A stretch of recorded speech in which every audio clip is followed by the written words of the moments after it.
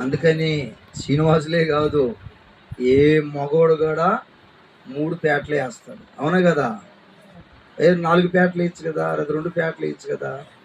బైబిల్లో ఉన్న మాట ఏంటంటే, ఒక ముడి భార్య, 2వ ముడి భర్త, 3వ ముడి యేసుప్రభు.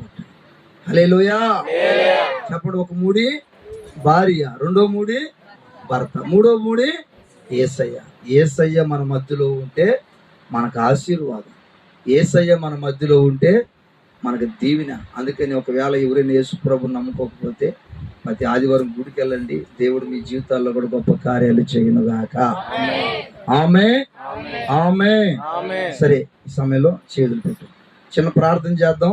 అందరూ మీ కుడి చేతులు తాలి వైపు చూపండి. చాపిన వారు అందరూ ప్రార్థన చేయండి.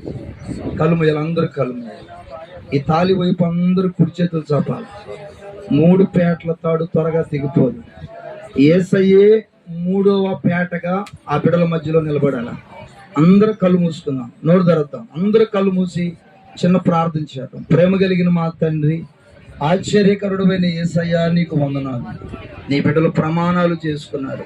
మేమందరము మా కుడి చేతులు ఎత్తి ఈ తాలి కొరకు, తాలి కట్టించుకుంటే బిడ్డ కొరకు, తాలి కడుతున్న బిడ్డ కొరకు మేము ప్రార్థిస్తున్నాం.